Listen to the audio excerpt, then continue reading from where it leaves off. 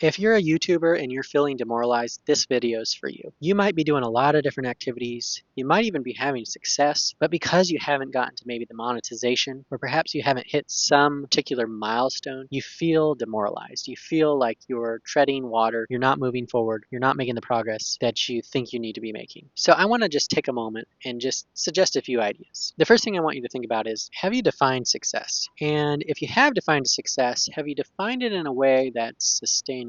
So what I mean by that is, if you think about YouTube as a habit that you're developing, it's something that you're doing regularly. And over time, that has a compound effect. It has a compound interest that continues to provide a return over time. But you have to continually invest time after time after time to get to that end goal. So I think a sustainable way to set a definition of success is not the outcome that you get, the outcome that you may not be able to control, but rather the activities you do that can generate that type of outcome. This is something that I do in my freelancing work. I wrote a book called Path of the Freelancer. You can check out that book if you want that blueprint on how to succeed as a freelancer. But the general idea is that instead of focusing on how much money I want to earn, although that is an important factor, the idea is, what must I do every day, maybe several times a week, in order to move towards that goal? In other words, I'll use my book as an example. I wrote for 1 hour a day, and then after 18 months, I had a published book. So I could control that I spent an hour a day on my book. I couldn't necessarily control what type of response people would have to the book, what type of success it would have, but I could control what I did to create and publish that book. And the same is true for YouTube. Think about what is success for you. It's publishing another great video. The idea is, you've planned it, you've recorded it, you've edited it, and you've published it. And then as part of that publishing, you've packaged it and put it out there. So you've done all of those things. That's success. The idea of a sustainable definition of success is built around actions. And that's really how I've been just successful across my life, is focusing on those actions that I can control. Now you might say, well, some actions don't lead to the outcome that you want. And that's true. So you may have to adjust your actions. You may have to change the actions that you're doing. But if you build the habit, if you set the definition of success as those actions, and then you have a mentality and a process to continually update your actions, you'll eventually get where you're going. Sometimes it might take longer than you expected or hoped, but it will eventually compound into the effect you're looking for. The second thing I want to talk about is comparison. So it's really easy on YouTube for us to compare ourselves to somebody else, somebody that has 1,000 subscribers, 10,000 subscribers, 100,000, a million, 10 million, 100 million. You could easily compare yourself to MrBeast. And if you're comparing your videos to each of one of MrBeast's videos, that may be a recipe for disaster and destroying any morale or motivation that you have. What you need to do, and what I do, is compare yourself to you, past you. What have you done before? What's worked? And what are you doing now? And how does it compare to that? Are you making progress? Are you moving forward? Are you stuck? Are you staying still? How is one video doing compared to the last video? And I think even more helpful is, how's this video I'm doing now compared to one I did 6 months ago or a year ago? The more time that you have to look at, sometimes it gives you a little bit more perspective to see what's going on, what's working, and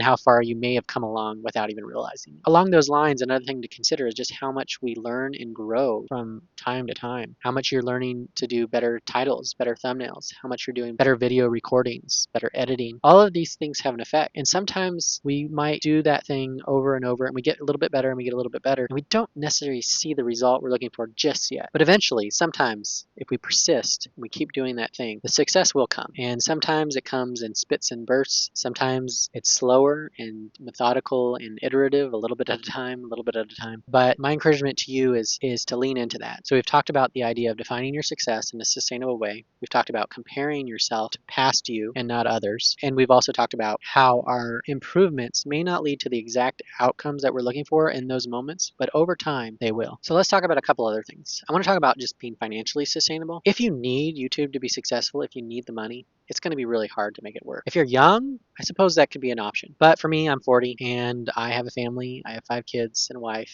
and this house behind us. So I have responsibilities. So I freelance and I make really good money. I make 6 figures a year as a freelancer, and it's going really well for me. So I have to continue to do that. And I want to continue to do that as part of my content creation business. And so I want you to think about, as you go down this YouTube journey, how to make it more sustainable. You might need to have a job. I remember when I first moved to Atlanta, and one of my earlier clients was a comedian, and she had a corporate job, and that paid her bills, and that allowed her to save money, invest in retirement. Because if you've ever been a comedian or you know someone, it's a brutal life of travel. You don't make a lot of money. So being a comedian is tough. You don't have a good chance. And if you survive the crucible, you might make it. What she did was she gave herself more runway. She gave herself more time by having a corporate job. She didn't have to worry about money. She could focus on just the comedic work and write her jokes and do her shows. And we did a lot of stuff on social media. This was 2005, 2006, 2007, somewhere around then. So MySpace was a thing back then. And we were doing stuff on social media, posting to Craigslist, and just to try and get her name out there. And she could pay me because she had a corporate job.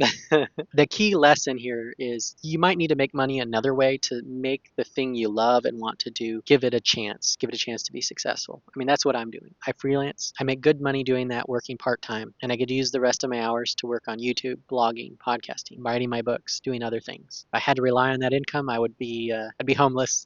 But that freelancing is a lifeline and it lets me do these other things. So think about what you're doing and how to do it in a sustainable way to buy you time, to allow you to move things forward and not be trapped by the financial context that you're facing as a YouTuber. You know, how can you give yourself more time, even if it means going slower? I mean, that's a trade-off that I had to make. Is I have to go slower because I do have to spend part of my day doing freelancing work. The next thing I want to talk about is identity. If your identity is wrapped up in your YouTube channel or the success or failure of any one video, you are going to be an emotional wreck. When your videos do well, you will feel like you're on top of the world. When they do poorly, you will feel horrible and a worthless human being. So you need to have an identity that's grounded in beyond your YouTube channel in any particular video. That you're successful, that you are a worthwhile person, even if you fail and you fail big and you fail repeatedly. I mean, that's really the type of identity that I have, where I could completely flop as a YouTuber in every possible way. And it's not going to change who I am. It's not going to change why I'm a worthwhile person and why I'm still, content in spite of that failure. And so that's something, if that's something you struggle with, to think about and explore the idea of what I call self-authoring. You can search that up. But the idea is to define, again, where I started, define what is success for you, define what your values are, and move towards those. Set a vision and move towards it. Set values and live them out. And that'll mean you've been successful. Even if you haven't gotten the outward or external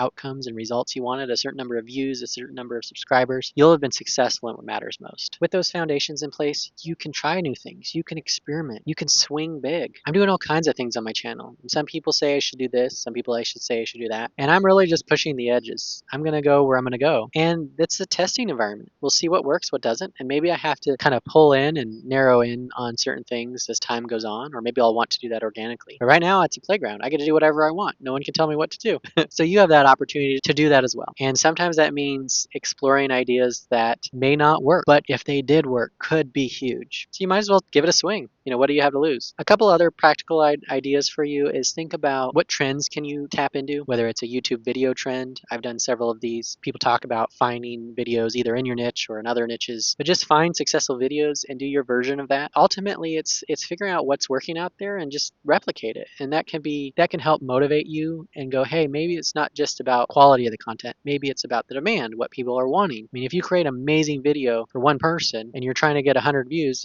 that's going to be a tough dynamic to reconcile. But if your vision, like I mentioned earlier, is to impact someone that's having that one problem and it's just that one person and you've made that impact with that one person, that's a success. I mean, that's how I've thought about my books is, if it helps one person or if it helps just a few people, whether it's a blog post, a book, podcast episode, like I made an impact and that impact makes a difference. It matters. Don't get too caught up in the numbers because sometimes the people behind the numbers, maybe you've made a difference. Maybe you've shared something that really helps them. And if you did that, then that was a win. That was a success. So, back to the idea, there are ways to ride the trends to get more traffic, to get more exposure. There's also the idea to fuse content. Take two things that don't seem like they go together and put them together and share a story, share a message, share an idea. I hope that's encouraging to you as you go on your YouTube journey. Those are a few thoughts of mine. Tell me what you think in the comments below. I'm Jason Scott Montoya. Stop waiting and start living that adventure today. What? Okay.